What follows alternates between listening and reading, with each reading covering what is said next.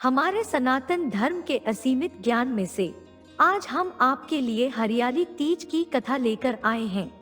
हरियाली तीज व्रत कथा के अनुसार शिव जी ने माता पार्वती को इस व्रत के बारे में विस्तार पूर्वक समझाया था। माँ गौरा ने माता पार्वती के रूप में हिमालय के घर जन्म लिया था। बचपन से ही माता पार्वती भगवान शिव को वर के रूप में पाना चाहती थी और उसके लिए उन्होंने 12 सालों तक निराहार रहकर उन्होंने कठोर तप किया। ये सब देखकर उनके पिता बहुत दुखी थे। एक दिन नारद जी ने उनके पिता से आकर कहा कि पार्वती के कठोर तप से प्रसन्न होकर भगवान विष्णु आपकी पुत्री से विवाह करना चाहते हैं। नारद मुनि की बात सुनकर महाराज हिमालय बहुत प्रसन्न हुए और जब हिमालय ने अपनी पुत्री का विवाह भगवान विष्णु के साथ करना पक्का कर दिया तो नारद जी ने सोचा मुझे प्रभु से भी तो बात करना पड़ेगी। इसके लिए जब वे भगवान विष्णु के पास जाकर बोले, महाराज हिमालय अपनी पुत्री पार्वती का विवाह आपसे करवाना चाहते हैं। ये सुन जग के स्वामी श्री नारायण को मन में नारद जी के भोलेपन पर हंसी आ गई। वे तो जानते थे कि पार्वती जी का विवाह तो जगत स्वामी भोलेनाथ जी के साथ ही होना है। फिर भी नारद जी का मान रखने के लिए भगवान विष्णु ने इसकी अनुमति दे दी।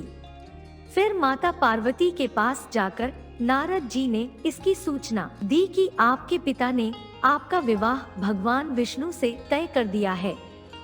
यह सुनकर माता पार्वती बहुत दुखी हुई। उन्होंने अपनी सखी को बताया कि वो तो भगवान शिव को पाने के लिए ये व्रत कर रही हैं। शायद उनके तप में कुछ कमी रह गई होगी जो उन्हें इस घटना का सामना करना पड़ रहा है।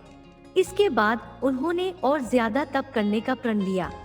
माता पार्वती की इच्छा अनुसार उनके पिता महाराज हिमालय की नजरों से बचाकर उनकी सखियां माता पार्वती को घने सुनसान जंगल में स्थित एक गुफा में छोड़ आई। यहीं रहकर उन्होंने भगवान शिव को पति के रूप में पाने के लिए कठोर तप शुरू किया, जिसके लिए उन्होंने रेत से एक शिवलिंग की स्थापना की। संयोग से हस्त नक्षत्र में भाद्रपद शुक्ल तृतीया का वह दिन था जब माता पार्वती ने शिवलिंग की स्थापना की थी।